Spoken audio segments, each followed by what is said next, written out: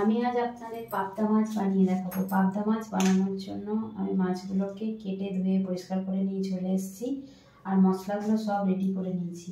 কি কি লাগছে দেখে নিই। পেঁয়াজ কুচি করে নিয়েছি, একটা মাঝারি সাইজের পেঁয়াজকে, আর চেরা কাঁচা লঙ্কা নিয়েছি, আর নিয়েছি ধনেপাতা কুচি, টমেটো, একটা টমেটোকে ছোট ছোট টুকরো টুকরো করে নিয়েছি, আর আদা রসুন একসাথে পেস্ট করে নিয়েছি। আর ফোড়নের জন্য নিয়েছি জিরে, শুকনো লঙ্কা, গোটা গরম মশলা। এবার মাছটার মধ্যে নুন হলুদ মাখিয়ে নেব।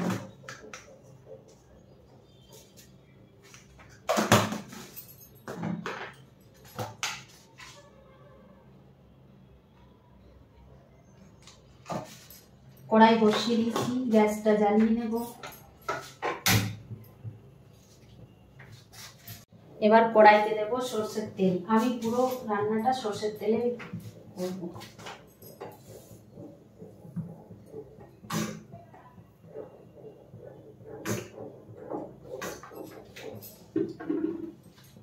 এবার তেলটা গরম হলে মাছগুলোকে ভেজে নেব। তেলটা গরম হয়ে গেছে, এবার মাছগুলো একটা একটা করে ছেড়ে দেবো। আর পাবদা মাছ খুব ফাটে, তার জন্য আমি একটা ঢাকনা নিয়েছি।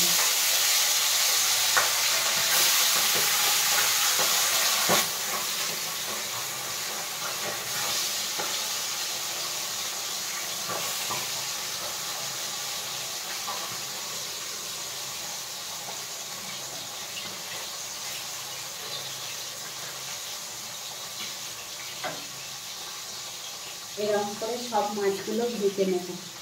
আমার মাছগুলো ভাজা হয়ে গেছে, আমি এবার তুলে নেব। একইভাবে সব মাছগুলো ভেজে নেব।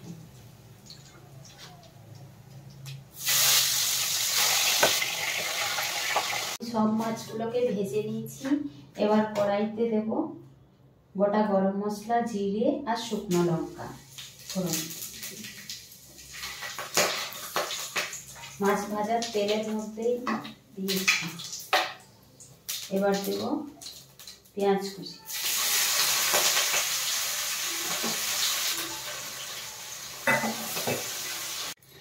আমি এবার পেঁয়াজের মধ্যে একটু চিনি দিয়ে দেব।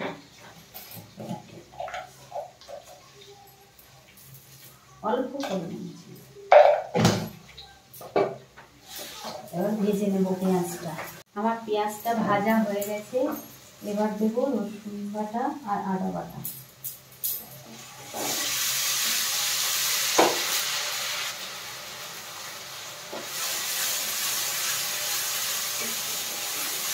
রসুন আদাটা ভাজা হয়ে গেছে, এবার দেব টমেটো কুচি আর 4টে কাঁচা লঙ্কা চেরা।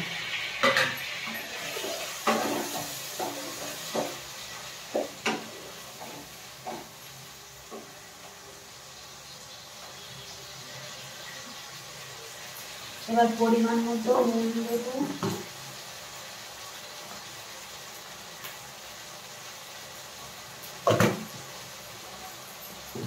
হলুদ গুঁড়ো দেব,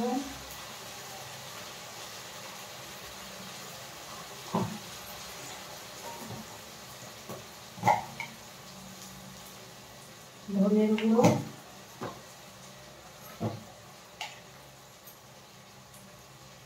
জিরের গুঁড়ো,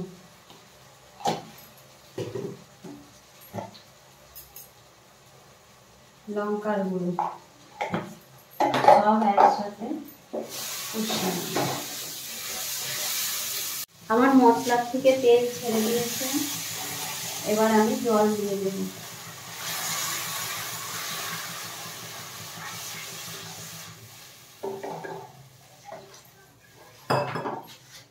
এবার ফুটে উঠলে মাছগুলো দিয়ে দেব।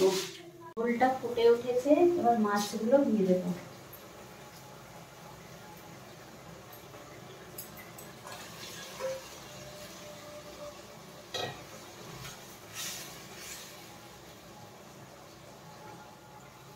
এবার সবার শেষে ধনেপাতা কুচিটা দিয়ে নামিয়ে নেব।